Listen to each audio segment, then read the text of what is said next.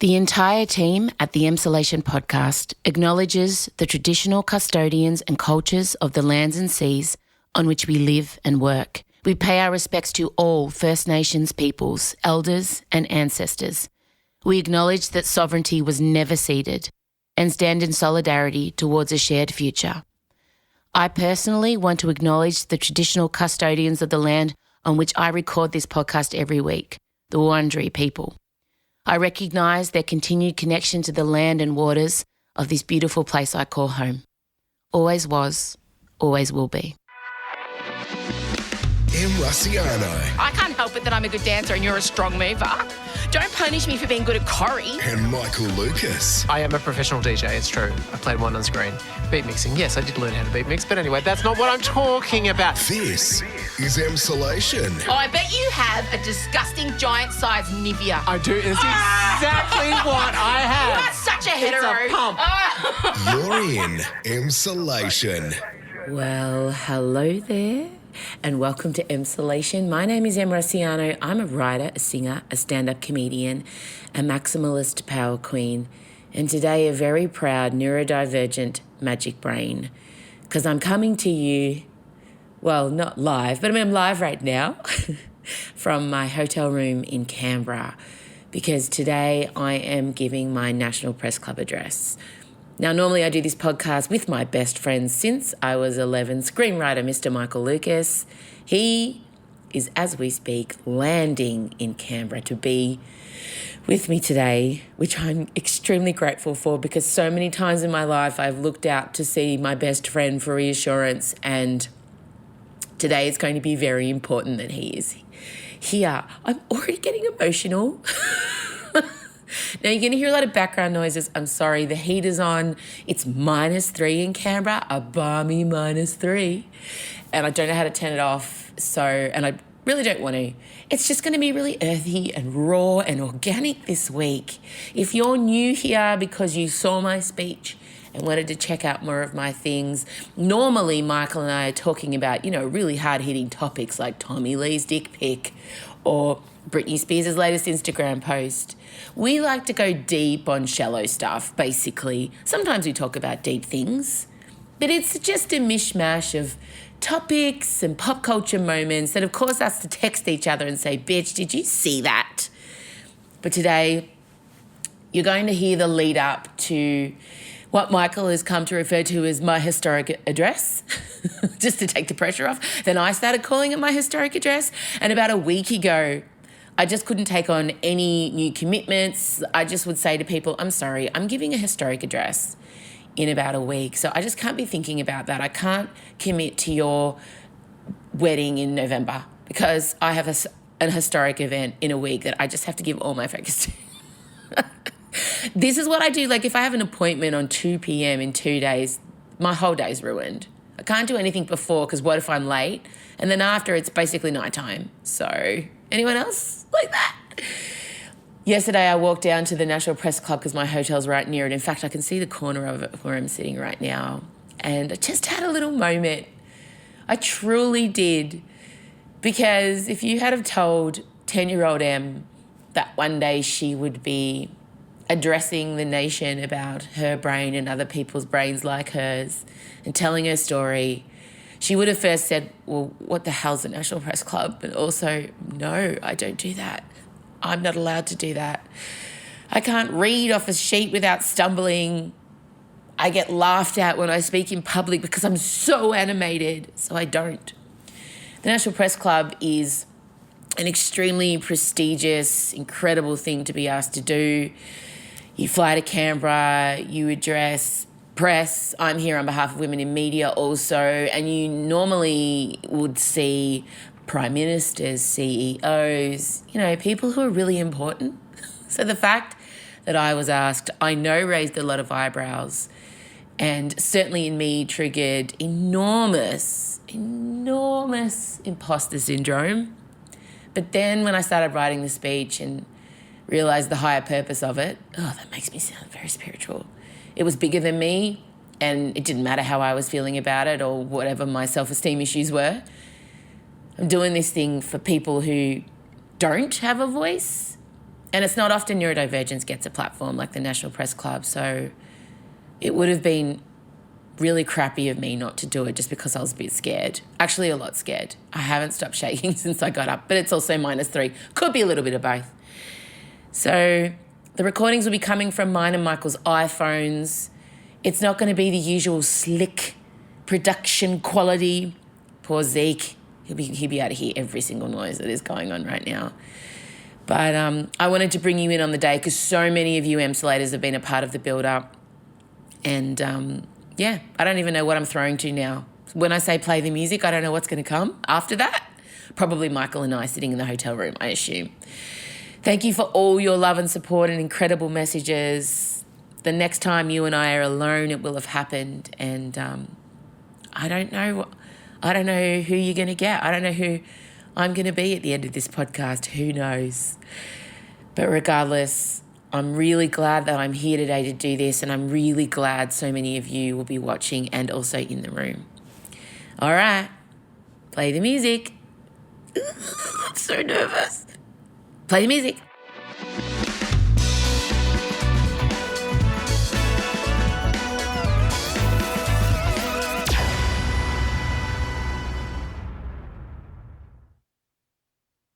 Em Rusciano and Michael Lucas. This is Emsolation. Well, the steadying presence has arrived in our nation's capital, Michael Lucas. Oh, I didn't know. I'm so thrilled to be the steadying presence. You are. 100%. I mean, Jamila and Claire are here. I had dinner with them last night, and that was really helpful. We just didn't talk about the speech at all, which is what I wanted. No, good. Jamila had sent a reassuring text message, I saw. Jamila sent a text message, then Jamila flew in. Jamila is printing my speech because I, of course, couldn't find a printer that worked in time. So she's had that printed. She has some meetings at the Capitol. Of course she does. She's probably meeting elbow. She's here literally, what's the word? What do they do? Lobbying for money for the amazing program she works on. Yeah, so she's legitimately here doing, God's work. Yeah. And she's very kindly here for the speech also. You have taken a day off set. Claire's taken a day off her very busy writing schedule. So thank you. You're very welcome. I mean, not that you had a choice. My pleasure. It's also the most beautiful day here as well. It? It's stunning. It's crystal clear, totally still, quite chilly, but absolutely sunny. It was -3 this morning, and I went outside because I just wanted to feel alive, and I did. Yesterday I walked down to the press club and cried and had a photo. That was a moment because it's just 100 metres down the road. Looking out the window, you can actually see the Parliament House. I don't know whether that's a spire or what it is, or a putting tee, whatever, but it's very impressive. I know. My driver, when he picked me up from the airport yesterday, he said, "Do you want to do a lap of Parliament House?" And I said, "Oh, I really do." I did. I really did. Yeah, you got to. Of course. City of roundabouts. And he showed me the Anzac Way or Anzac Avenue, and it was amazing. And then we did a lap of Parliament House. And don't want to go in, nasty place, but from the outside. Yeah, it had a real, and I of course heard the West Wing theme, even though that has nothing to do with our politics. Sure. This morning I had romantic visions of jogging around Parliament House. Yeah. You can't really do that from here. And it was just too cold. You can jog around the lake. Yeah, but I didn't really have the appropriate attire. I only bought a fur jacket, so I couldn't I would have respected it if you were... it would have made a strange sense if on the morning of your national address you were seen running around Lake Burley Griffin in a complete fur jacket. It's true. I did think about it. Can we talk about what I did on Monday? Not the actual content of the thing, but... Yeah, this has been such a big week for Em and I, and unfortunately you're going to hear every single detail about the press club thing, and unfortunately what I've got her to do has to remain cloaked in secrecy. But yes, Em has already filmed a significant portion of her appearance in the Newsreader season 2. Still more to come. Yeah. Yep. And there were some fireworks. Do I mean literal or metaphorical? Who can say? Oh, I just want to say to the emsolators, it's the first time I have seen my best mate in his element. I've never actually observed you doing your job. Yeah, but most of my job's writing. It's the set part's a chunk of it. Yeah, but I was really proud of you.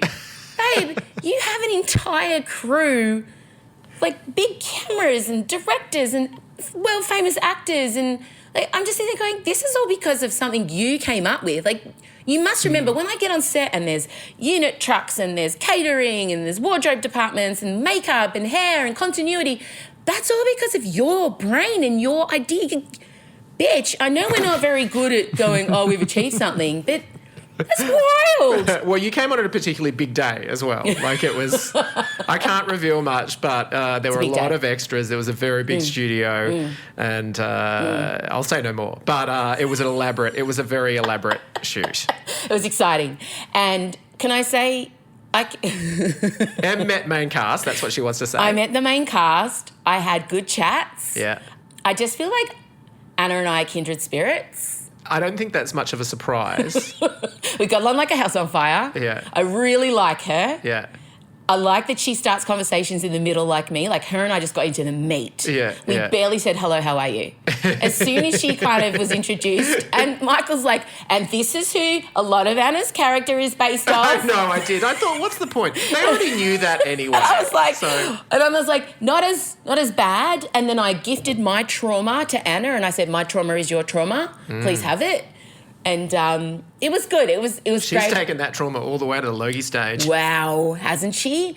And I met Stephen Peacock, who... Of course. Oh, my God. I cornered him in the kitchen. So he was getting a cup of tea, and I had my stockings around my ankles because the makeup department were covering my tattoos.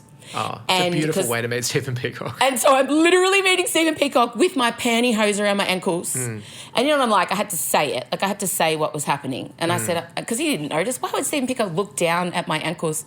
And I said, I'm so sorry, Stephen, my pantyhose around my ankles and you can see my gusset. And he didn't quite know what to do with the word gusset. Because you know what? It's a vivid word. The gusset. I know. I always think about, I don't want the word gusset near my vagina.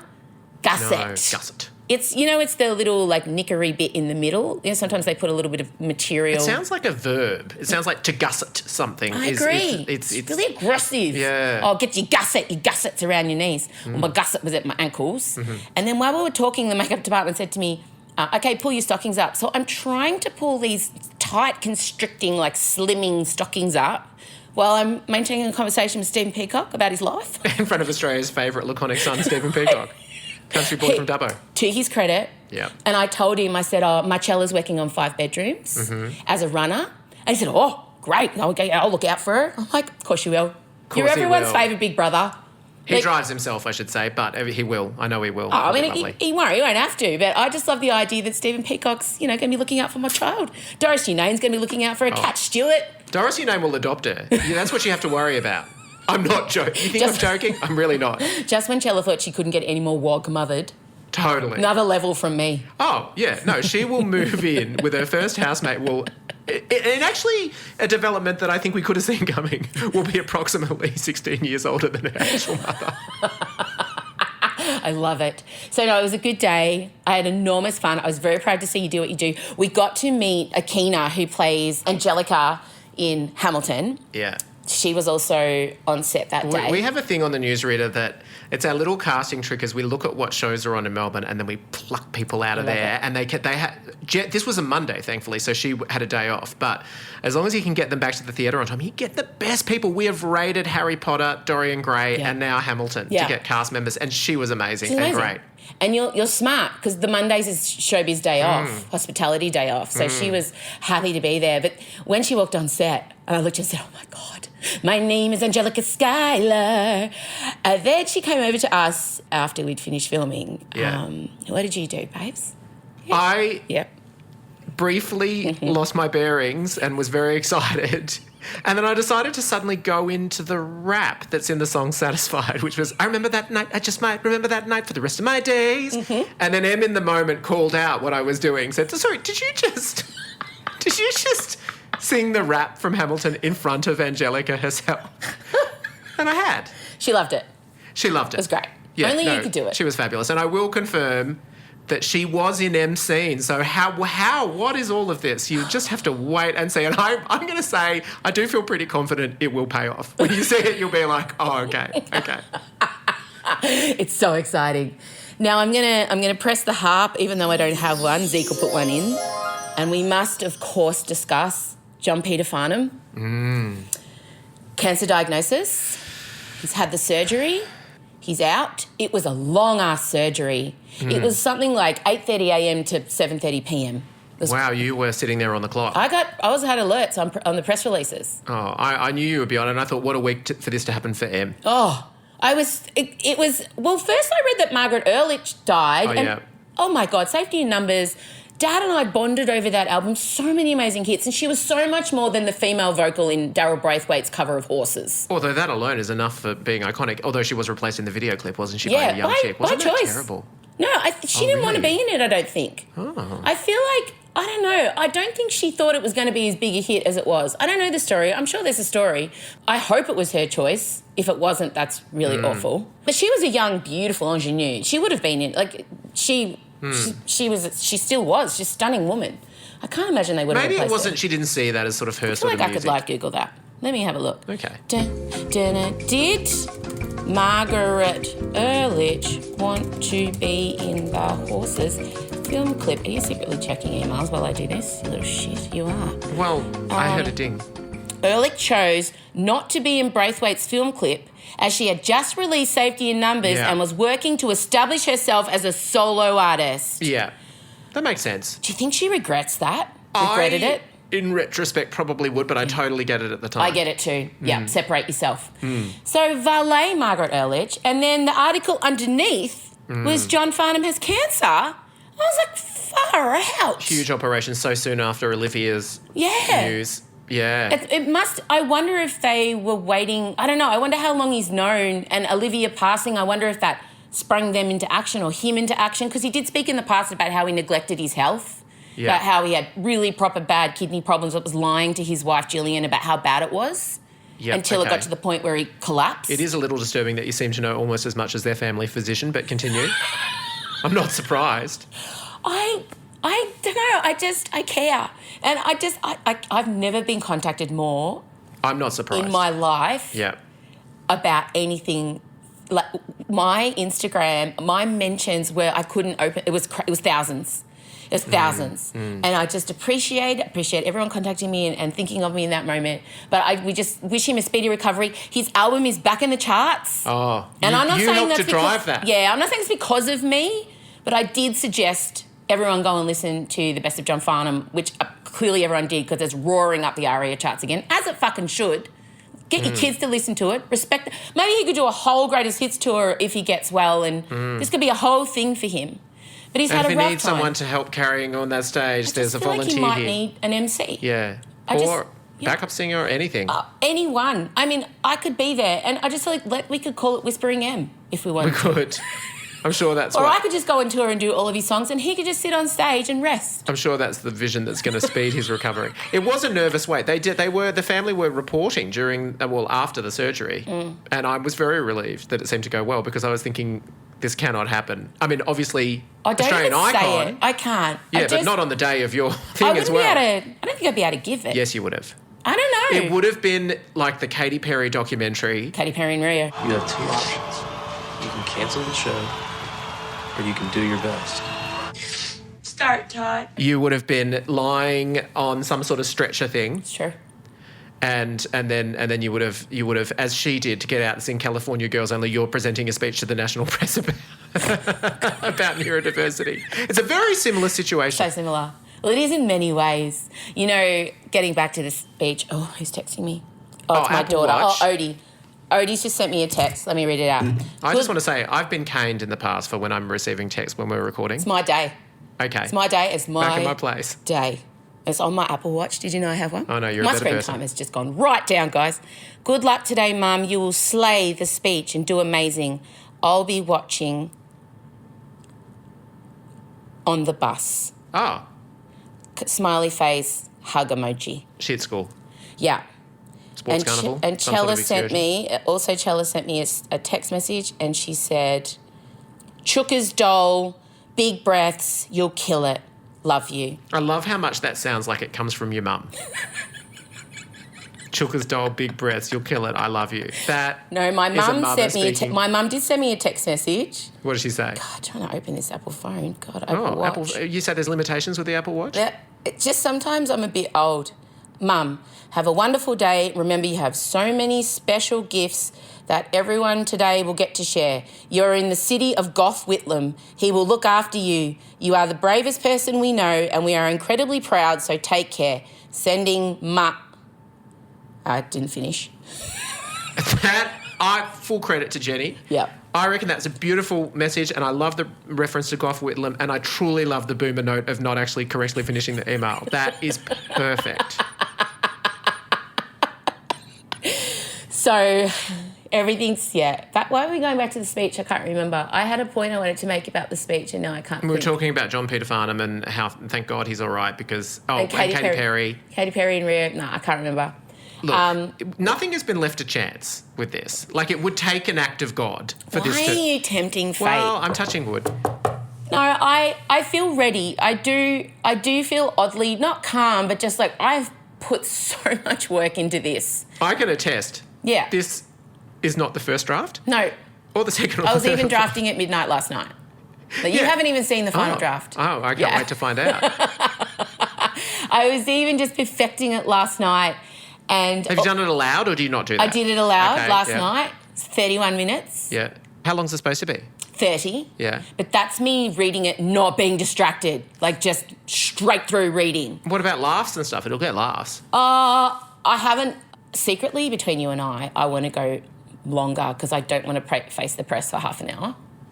Makes sense. So if I eat into the question time, so sad. Yeah. Sorry about it. Yeah, sorry guys. Sorry guys. Are you going to ask questions? Are you going to be like Michael Lucas from Horse and Hound? I mean, I hadn't even realised that was an option.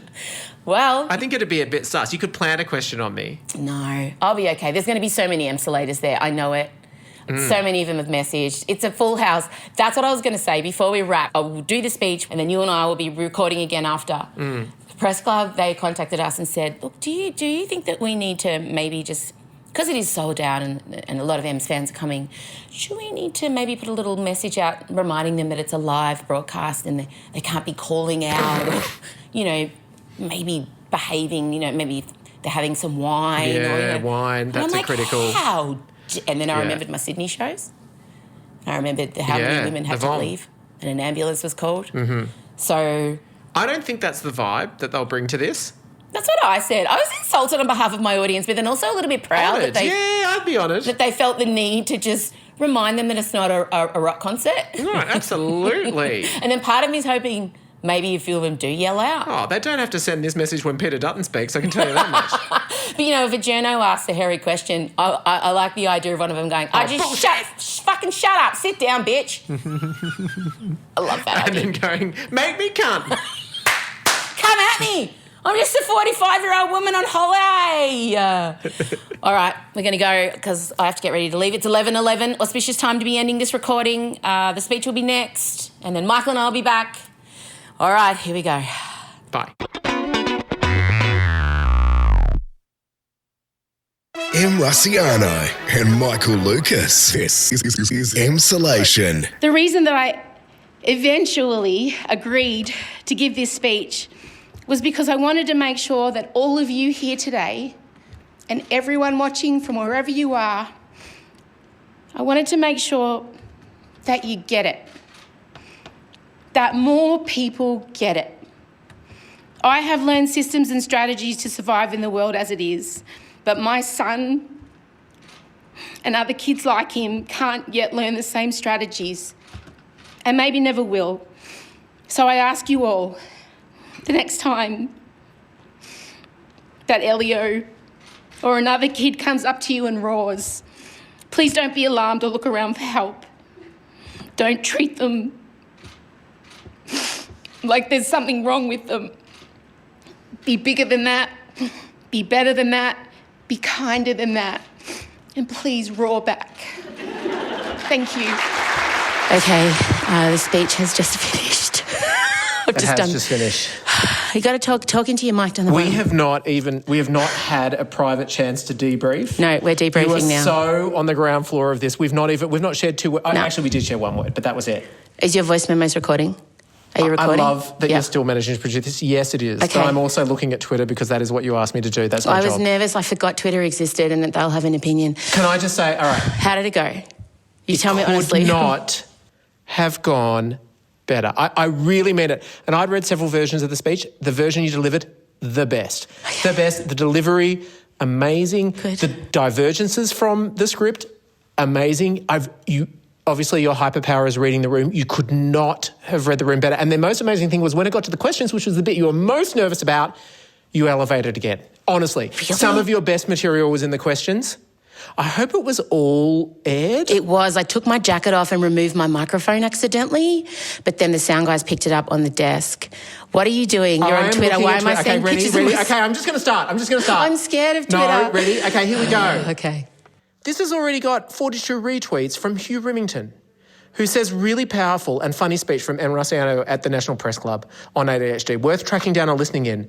By the time they reach adulthood, neurodivergent kids have received 20,000 more negative pieces of feedback than those without ADHD, she says. Quite a thought.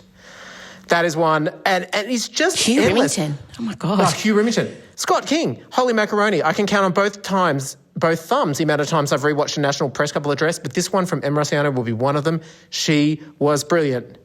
Senator Jordan Steele John. What? Like so many of you, I've just finished listening to Em Rossiano's beautiful MPC address. So good to see a neurodiversity embraced and celebrated in these spaces. ADHD and autism diagnosis must be covered under Medicare. It is astonishing. It's astonishing. I know. Nate Byrne, he's friend. I'm going to say friend of the pod, but I don't mean that. Friend of the Newsreader, I'll tell you that much. Just might have appeared with them. Says, if you just missed Em Rossiano addressing Press Club Australia, you have such, capital letters, a treat waiting for you. What a dead set legend with a really eye-opening, heartfelt, hilarious, tear-jerking message. Come on, Em. Oh, God. I'm going to cry.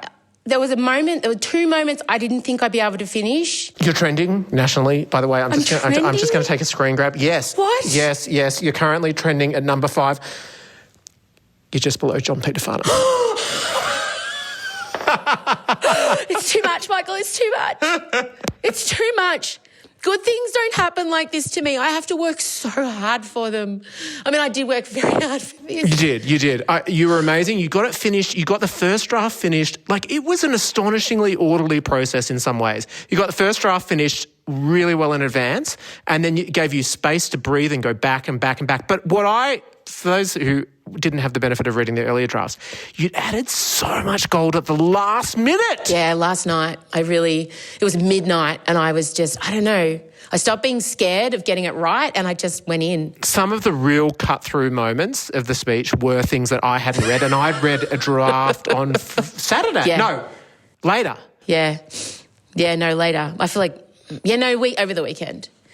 I just want to thank everybody who was there and who listened and who's going to watch and listen. We're going to put the speech now after Michael and I finish. In case you missed it or you want to listen to it again, I will never, ever watch it or listen to it ever again. Oh, really? No. Really? I don't think so. I think it would make you really proud. I'm going to watch it and listen to it again. Oh, God. Hey, thanks for being here. It was every time you laughed, it was reassuring. It's so overwhelming. I'm so emotional. After the speech, I had to go and lock myself in the toilet and have a little meltdown. That's okay. Not even just I should let out all the pent up energy and I just hope it does its job. But anyway, let's put the speech in now. I'm going to go and have a gin. Thank you for coming. Not her first. Not my first. All right. Goodbye. Bye. I want to thank the National Press Club for their outrageous decision to invite me here to speak today. I was asked to give the speech a title, and they wanted to give you all an idea of what to expect when I got up on stage. So I thought about calling it I'm So Tired, the Arena Spectacular. Then I considered, why did I walk in here again, the Em Rossiano story? But finally I settled on Blood, Sweat and Glitter, which now I think about it doesn't really give you any idea of what to expect in the next 30 minutes, but I have no idea what's going to happen, so at least we're in it together.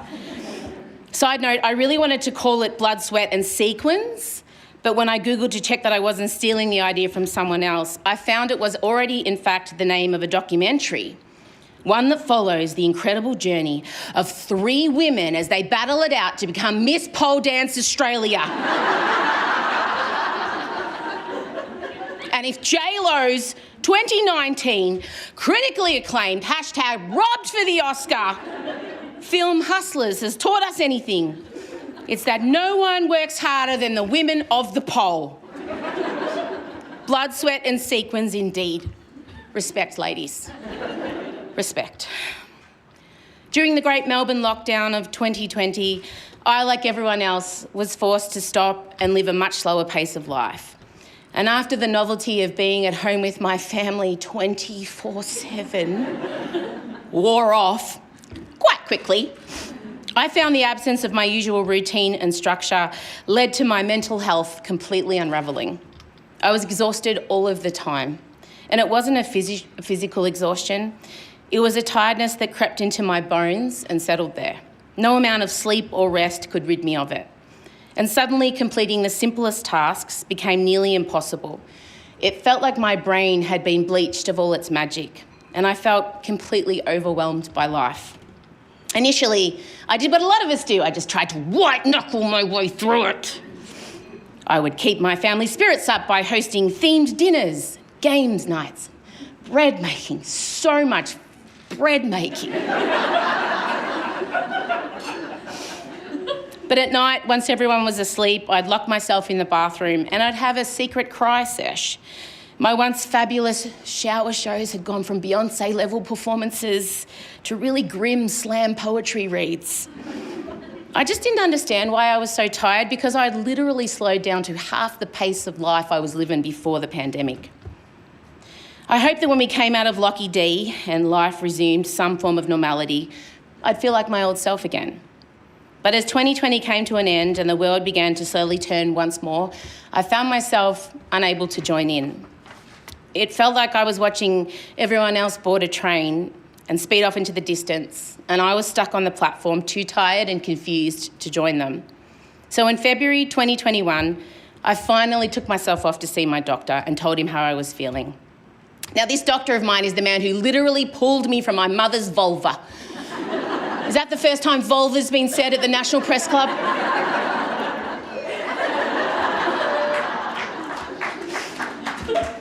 Thank you so much.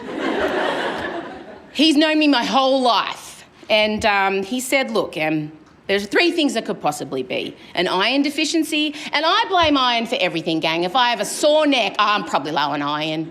Like if my kids are constipated, I'll say to them, you might be low on iron. Or worms, it's one of the 2. So he said, yeah, look, it could be iron deficiency, maybe early menopause, great. Or maybe, look, I've had a few women come in, have you thought about ADHD? And I looked at him and I'm like, you what now? He said, yeah, look, no, it's been a thing. I've had a few women come in. And so I said to him, okay, sure, chuck that in the mix while I'm there, why not? And I backed iron deficiency so hard. Never have I wanted my blood to be less oxygenated than in that moment. I said, please make me anemic, ha ha ha. And he looked at me and he said, look, it could be none of them or it could be all 3. How he laughed. Throughout my life, it has been joked that I may have ADHD because of my relentless ambition, my fast brain, my impulsivity, my rubbish memory, my inability to regulate my emotions, and my complete lack of organisational skills, and my inability to speak at a normal pace. But it's something I never took seriously, because I'd always associated ADHD with hyperactive 10-year-old boys who should avoid red cordial or they'll bounce off walls. Certainly not with 42-year-old anxiety-ridden adult women who are chronically exhausted all of the time. But what I've since learned is that women and assigned female at birth people with undiagnosed ADHD experience anxiety and depression at a higher rate than the rest of the population. Why? Because of the shame that consumes them when they can't keep up with what society expects of them.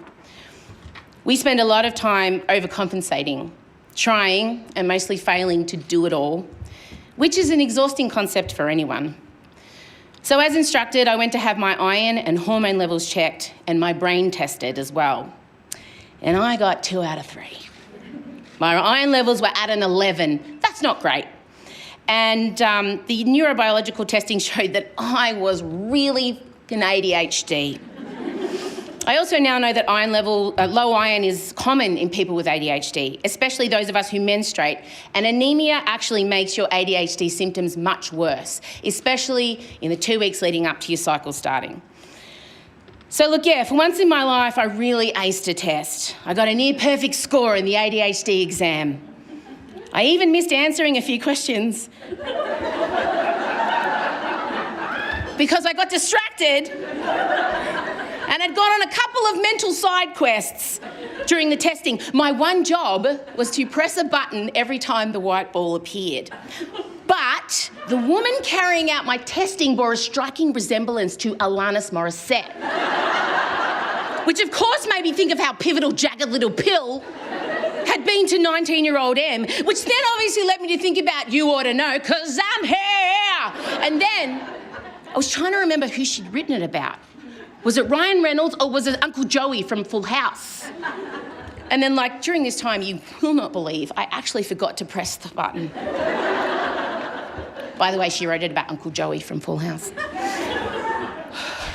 I have combination type ADHD, hyperactive and inattentive. Really fast brain, live in a dream world a lot of the time. And my biggest issue is, like a lot of ADHDers, I struggle with executive function. The executive function branch of your brain resides in your frontal lobe, and this department is in charge of you paying attention, transitioning between tasks, time management, planning, organising, remembering things, and not saying weird shit out loud that offends people.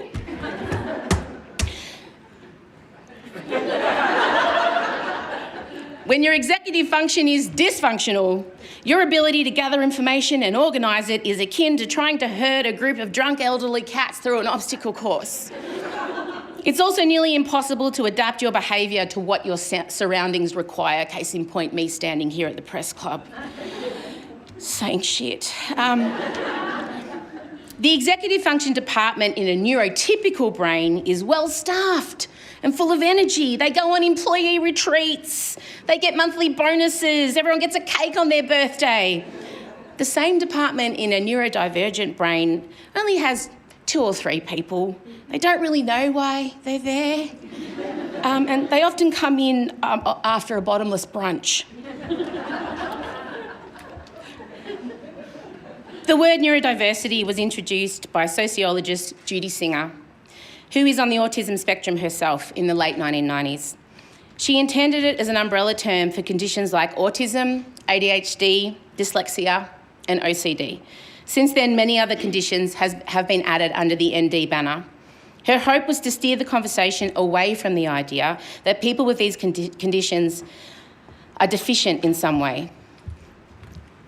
Since joining the neurodivergent community, I have learnt that the concept of neurodiversity is a really complex one. Those who believe in it feel that neurological differences should be recognised and respected as a social category, like ethnicity or sexual orientation. That being neurodivergent is part of who a person is and not something to be fixed or cured. And there are some people who are really opposed to the idea, especially in relation to people on the autism spectrum. They feel like it's skewed towards individuals who have milder symptoms, that those who are severely impaired aren't represented by the term, that for them, autism is a disability, not an identity. As I said, it's complex and nuanced, and honestly, I wasn't sure how to approach it today. When I was first diagnosed, for once in my life, I was accused of not being enough of something, not neurodivergent enough, because I apparently appeared to be living a life in an unimpaired way. If only people could see what went on in my head. That was me masking. Women and AFAB people are typically very good at masking. It's why we're exhausted all the time. Look, I certainly don't understand the challenges that other neurodivergent people go through. But I just want to remind everyone, it's not a competition and it's not a race any of us asked to be in. In all honesty, I intensely dislike the name of my category of neurodivergence. ADHD stands for Attention Deficit Hyperactive Disorder. But ADHD can't be distilled down to 1 or 2 behaviours only. It's actually made up of a long list of complex traits that are much bigger than being easily distracted. I feel like the name grossly minimises our lived experience. If someone's depressed, we know that that means they're feeling persistently low, sad, disconnected and alone. The same goes for anxiety. We hear that and immediately associate the intense, debilitating worry and struggle that comes with it. But when a neurodivergent person says that they have ADHD to a neurotypical person, you can almost hear them thinking, oh, you can't pay attention. Oh, how sad. Yeah. I don't have a deficit of attention. I have quite the opposite. I have an obsessive, out of control, addictive sort of attention, but I just usually don't have any control over where it goes. My brain processes, learns and behaves in a completely different way to what is considered typical. Every single interaction and behaviour and thought is coloured by this. It's so much more than just being distracted by shiny things. Although, having said that, I am also frequently distracted by shiny things.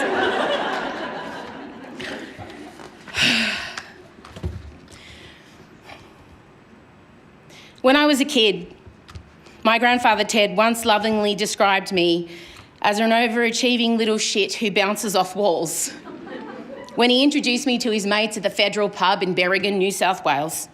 He would say, she's fast too, best in the country, gives her mother hell, and she's smart as a whip when she wants to be. I've taken out a lot of the swear words. And he was right about all of those things, except my ability to choose when I was smart. Every school report I ever received, this might be a bit triggering for fellow ADHDers, every school report I ever received included variations of two types of feedback. In maths, science and geography, I would get, Emmy has so much potential, if only she'd apply herself. Emmy is easily distracted and distracts others. Emmy is too talkative. Emmy is disorganised. Emmy needs to try harder. Some experts believe that by the age of 10, kids with ADHD will have absorbed around 20,000 more negative messages about themselves than their neurotypical peers. While researching this speech, I came across now 14-year-old neurodivergent author Libby Scott. And when she was 10, she wrote the following. At school, I feel like a crumpled up piece of paper. When I get home, I feel like I can unfold myself, but the marks are still there from when it was crumpled, like scars. My reports from art, drama and PE described a completely different student. Emmy is driven, curious, excellent and creative. Emmy has skill above and beyond her years. Emmy is a joy to have in class. I often think about my maths teacher and my PE teacher meeting in the classroom and being like, who? The short Italian kid whose lunchbox smells, she turns up on time. I got called, oh no, that's not a story for now. I mean, my nickname in primary school was Stinky Box because my lunch boxes were full of like prosciutto and romano and they would all just have like Vegemite sandwiches and twisties and my lunchbox would stink and Stinky Box is not an ideal nickname. I'm so sorry, Morris, babes, I'm so sorry. The head of the press club just choked on his artichoke heart, that's okay. Good old Stinky Box Rossiano, look at it now!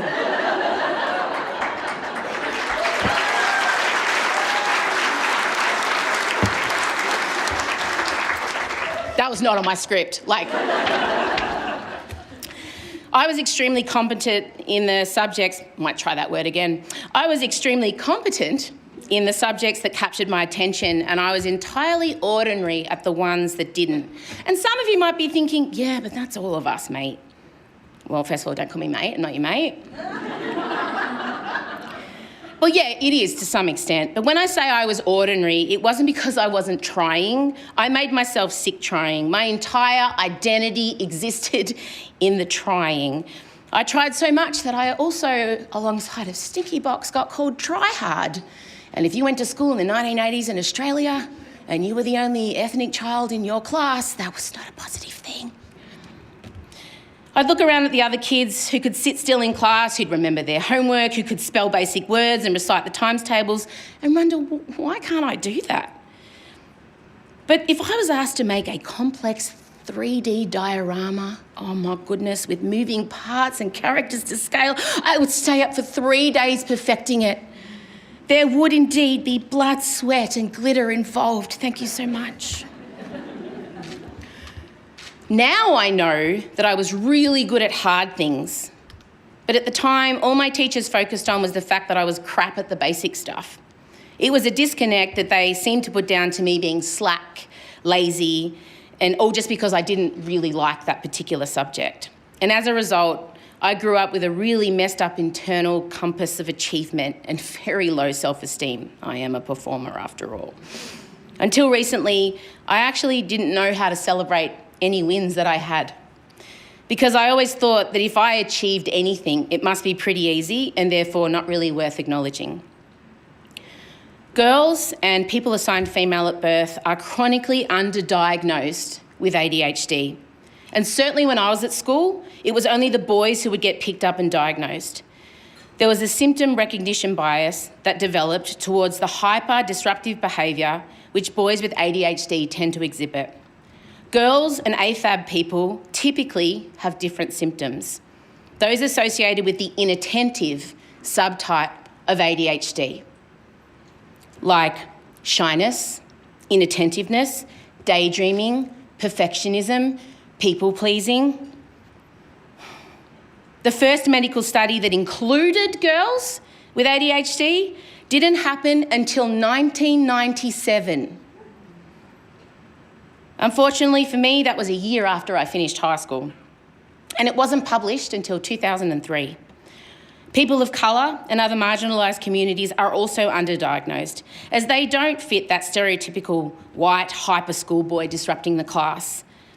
And if they are diagnosed, they often face poor treatment options or under-treatment.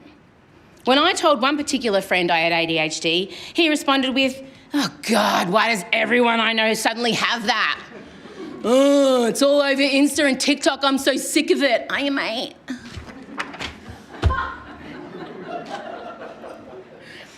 You know what? Yeah, there has been an uptick in late diagnosis of ADHD in women and the AFAB community over the last couple of years. So much, in fact, that many people have referred to it as a fad. To my face. Because of how isolating the pandemic was, lots of us did take to social media to connect. And a lot of us started talking about our super niche, weird symptoms, exhausting things. And then when we found a whole community of other like-minded individuals, we flocked together and we made TikToks and Instagrams and let us have that. And if some of you are so sick of seeing it, oh, imagine living with that. But also, I don't think it means that it's growing in popularity. I'm really hopeful that it means perhaps the visibility is increasing. There's a big difference. Why did the pandemic cause many of us to seek a diagnosis? I can only speak to my case.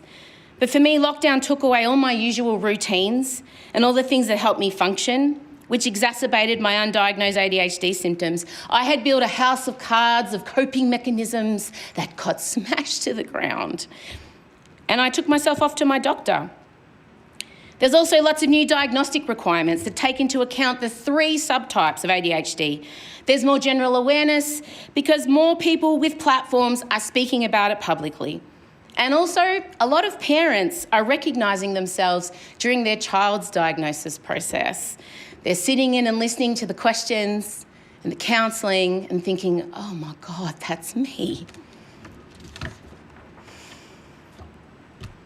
In 2004, I feel like I need a flashback harp.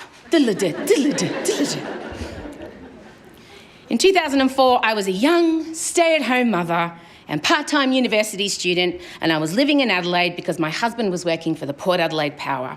That's an AFL team for the Canberrans in the room. I know you don't care. I didn't care, and he worked for them, for goodness sake. Can we edit that bit out, Morris? That's okay, great. One night I was at the bar with the other wives and girlfriends, and after a game, this wasn't just a midweek bar, although that did happen too, and the ads for the Australian Idol Season 2 auditions came on the telly. Now I, like most of you, had watched Season 1, I had witnessed Guy Sebastian's eyebrows slowly separate from 1 to 2.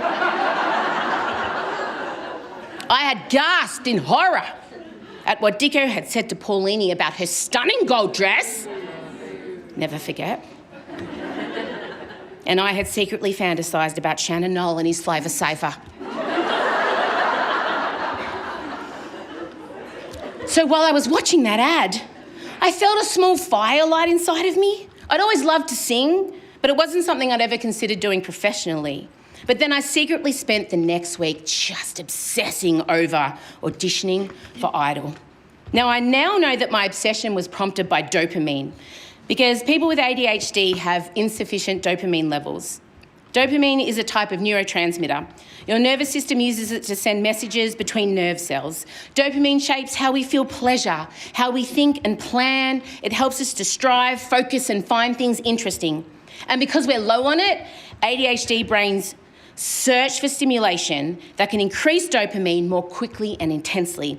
Often stimulation comes from really high-risk activities, like skydiving, fast cars, or auditioning for a singing show having never sung in public before. I reckon there's a really good chance my entire media career might not have happened if I wasn't an undiagnosed dopamine junkie. So I did front up for those auditions, and I ended up making the top 100, then the top 50, then the top 24, and then finally and inconceivably, the 24-year-old mother of one with almost no singing or performing experience made the top 12 of season 2 of Australian Idol.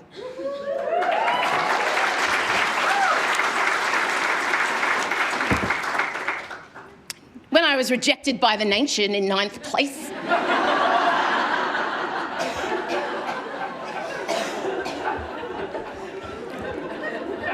I'm fine. It's been 19 years. I've built the bridge. I had to do a round of media interviews, and I caught the attention of a couple of radio bigwigs. And not long after that, of course, I was offered a job on breakfast radio in Perth. Had I ever thought about broadcasting as a career? No. Did I know how to host a breakfast radio show? Also no. But that dopamine demon was back, and it whispered to me, I reckon you should give this a crack. So I'm like, yes, I'm going to do that. So in 2005, my husband, my then 4-year-old daughter and I, we moved to Perth. I now know that a person with rejection sensitivity dysphoria, low self-esteem, time blindness, someone who is very blunt, has a complete inability to regulate her emotions and is hypersensitive to external stimuli should be nowhere near the breakfast radio environment.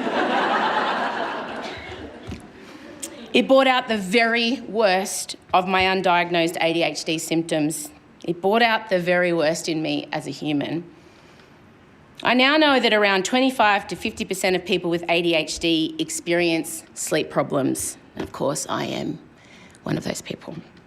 We go to bed later because of delayed circadian rhythm. Our melatonin doesn't cruise in until 3 hours after the neurotypical population.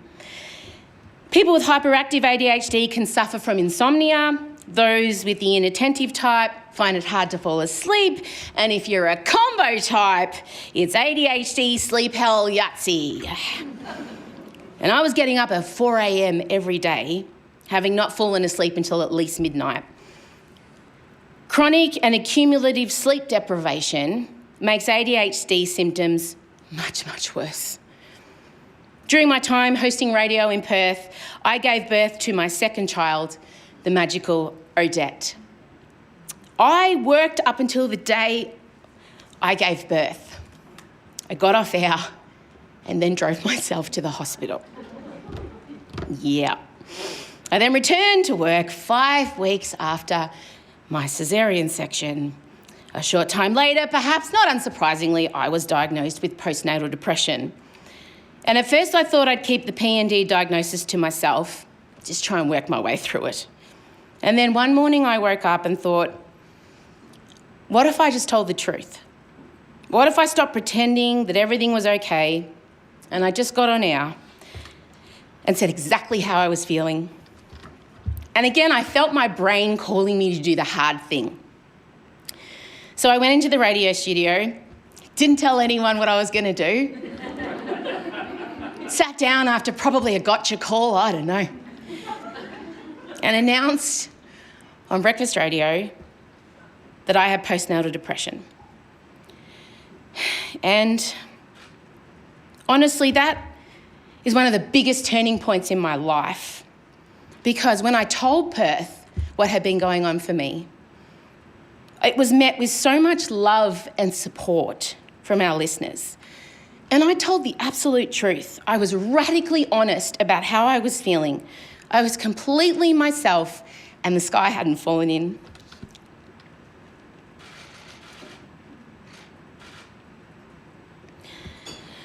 The person who'd been told to play a smaller version of herself on air, who'd been told she was too loud and too opinionated, the Em Rusciano who had spent her entire life masking her true self, stopped existing that day.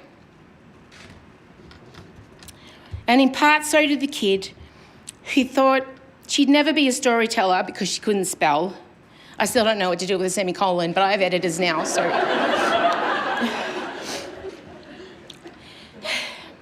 And so did the teenager who couldn't make friends because she was painfully afraid of being rejected. And so did the 22-year-old first-time mum who sat quietly in mother's group listening to the others mothers talk about how happy they were, when she just wanted to scream at them and ask them how the hell they were coping because she wasn't. That day, I realised the power of being vulnerable, of how freeing speaking openly and honestly is, and that most importantly, when I'm on my knees, not being afraid to be vulnerable is the power source that I actually draw on to survive it. An ADHD symptom that's common is oversharing, feeling the need to over-explain everything. Initially, this speech was 3 days long. Learning when and how to overshare is the hard part for a lot of us. But the fact that I find it easy to be transparent has been something that has ended up helping me and given me enormous strength in some very dark times. After I spoke about my PND, I realised that my extreme, messy, emotional self actually connected with other people and it helped them to feel seen. And that's what I do now. In my own stand-up shows, in my own voice, in my podcast, I wrote a book called Try Hard. I make stuff to connect with my people. I make my art. I'm so sorry, but there's no other way to describe it.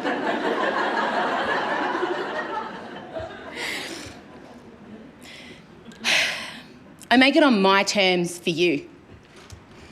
The combination of my big picture approach, my love of new projects, and my courage to be creatives are the strengths of someone with ADHD.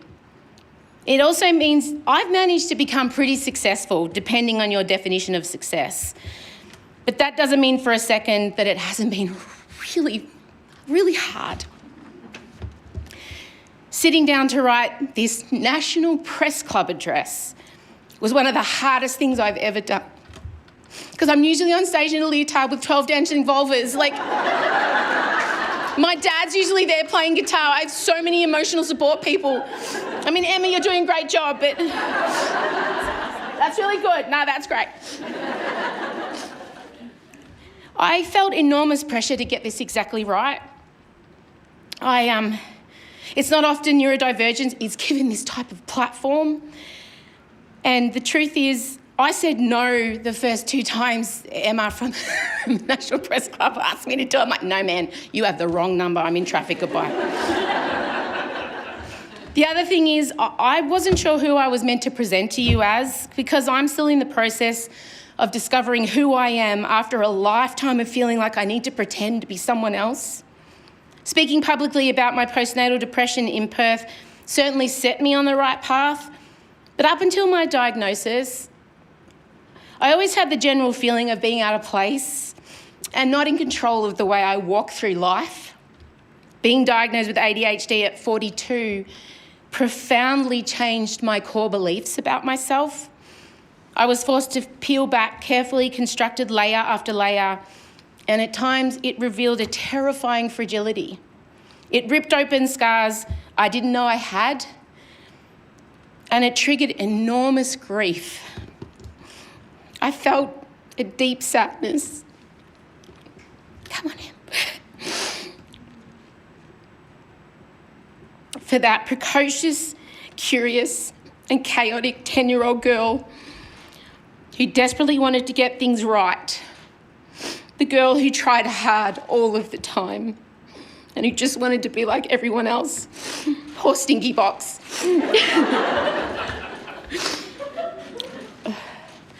I think a lot of people with ADHD will tell you, and I know a lot of you in the room, that you've spent a great deal of your life minimising yourself to try and fit in. I think that's part of the reason I love performing so much, because I can be my biggest self and no one tells me to be quiet or calls me intimidating or too much or weird or, all the things. But my diagnosis it nearly didn't happen on several occasions because getting diagnosed with ADHD is the least friendly ADHD process you can possibly imagine.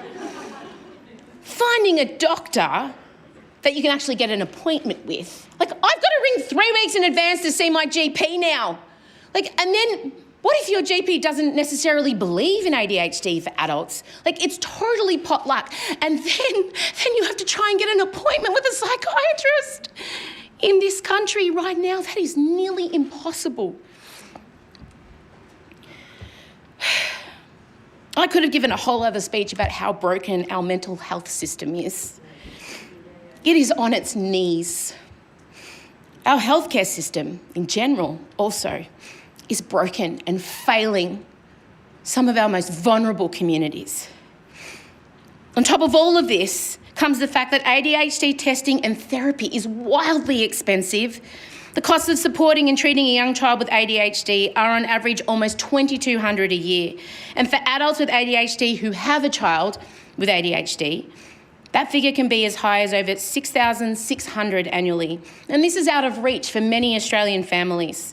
One study found that only 1 in 20 parents of children with ADHD who applied for NDIS funding, I cannot say NDIS without my eye twitching, actually got it for dealing with ADHD-specific issues, even though ADHD was recognised as a disability in the 1992 Disability Discrimination Act. It does not appear on the list of disabilities supported by the NDIS. So, what needs to change? Well, thank you for asking, everybody. All right, it's all right, we're coming around the corner. Hear me now. Schools and workplaces need to shift their thinking and attitudes towards people who are neurodivergent. They need to implement strategies and structures that set us up for success. Schools can adapt their programs to work with the kids' strengths. Employers can recruit differently. They can send interview questions in advance. They can offer flexible work hours. And can we banish open plan offices and open plan classrooms? Because you have a bunch of meerkats in there.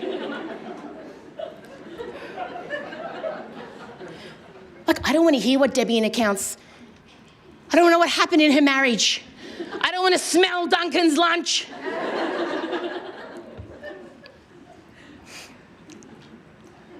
Both also need to offer quiet spaces and noise-cancelling headphones. We also need proper government recognition and support.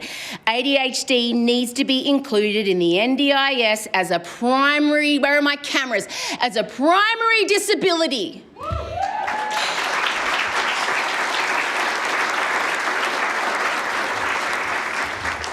There needs to be a whole makeover of the diagnostic process.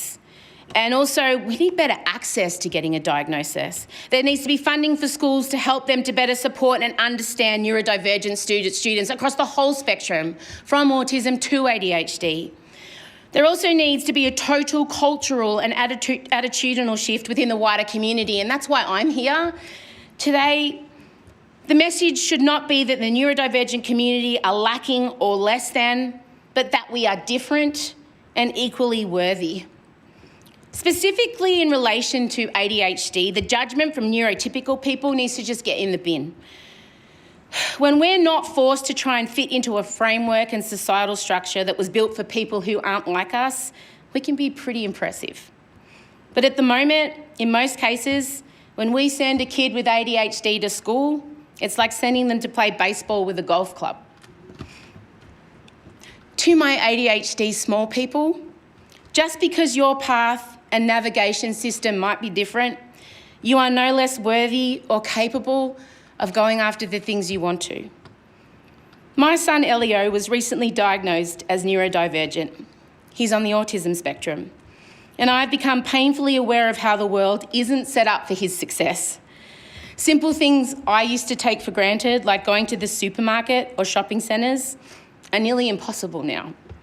Many parents and carers of kids on the spectrum will know exactly what I'm talking about. They're basically an assault on all of his senses. And if he has a meltdown, which is highly likely, I don't want people to judge him. And I worry that all they'll see is a little kid screaming and being a brat. They'll have no way of knowing that it's because his senses are in overload, that he is autistic. They have no way of knowing that he's not a brat, that he's actually a smart, T-Rex obsessed, glorious kid. I know all too well the toll that trying to fit into a neurotypical society has on a person, both as a kid and then as an adult. And I can't go back and advocate for 10-year-old Em. And most importantly, I won't always be there to advocate for my son. I mean, I will try very hard. I hover. But I won't always be able to be there to step in and explain why he goes up and roars loudly like a dinosaur in people's faces. That's how my son connects. The reason that I eventually agreed to give this speech was because I wanted to make sure that all of you here today and everyone watching from wherever you are, I wanted to make sure that you get it, that more people get it. I have learned systems and strategies to survive in the world as it is, but my son and other kids like him can't yet learn the same strategies and maybe never will. So I ask you all, the next time that Elio or another kid comes up to you and roars, please don't be alarmed or look around for help. Don't treat them like there's something wrong with them. Be bigger than that, be better than that, be kinder than that, and please roar back. Thank you. This is Emsolation. Well, that's it. That's all of it. I have just walked in the door. What do you got, Elio? I got the rest. Oh my gosh. Are you doing some dancing? I wish all of you Emsolators could see the dance moves I am witnessing right now. Yes, babes. What is this music, Margella? Elio picked it. Just want to thank everybody for all your kind messages. Send the speech on to anyone you think might benefit. It's a bit of a different app this week. There won't be a great deal of socials, but Chella will do what she can. I don't know what she's going to do. Oh my gosh, Elio, that is and he's also doing like big mouth movements, like we're really getting a payoff. Yes. I've washed my face. What do you do? What? He needs it louder. Do you need it? What do you need? Louder. Louder? Yes. What do you need louder? Oh, don't turn it up. I'm literally doing the podcast outro. Thank you, Odette. All right, Emsolators, Odie tripping over blocks on brand. Where's my food? You didn't ask for food. What do you mean? I'm waiting for my dinner. Could someone get Chella dinner? Just don't worry, I didn't get a big head after today. I have returned home to chaos. Thanks, gang. Thanks for everything. Truly, what a journey. Bye-bye. Oh, Elio, can you film this so we can show the Emsolators on? My phone's playing music. All right, I'm going to film it and then you'll see. Okay, bye everyone. Emsolation with M. Russiano is a Spotify exclusive podcast recorded at Down the Hill Studios. Hosted by M. Russiano with Michael Lucas. Executive produced by Benjamin Wasley. Produced by M. Russiano. Edited by Ezekiel Fenn at Entente Music. With videos by James Henderson. Socials by Marcella Russiano Barrow. With assistance from Jem Evans and Georgia Watts. Plus, occasional office shelf installs and flat pack wrangling from M's dad Vincey. Get more Emsolation by following us on Instagram at Emsolation Podcast. You can also sign up for our weekly newsletter. Join other Emsolators of the Emsolation group on Facebook. The answer is Harry Styles. And please, take the time to share this podcast with a friend and make sure you're following us on the Spotify app by hitting the follow button. Thanks again for taking time out to listen to this week's episode, and we look forward to chatting with you again soon.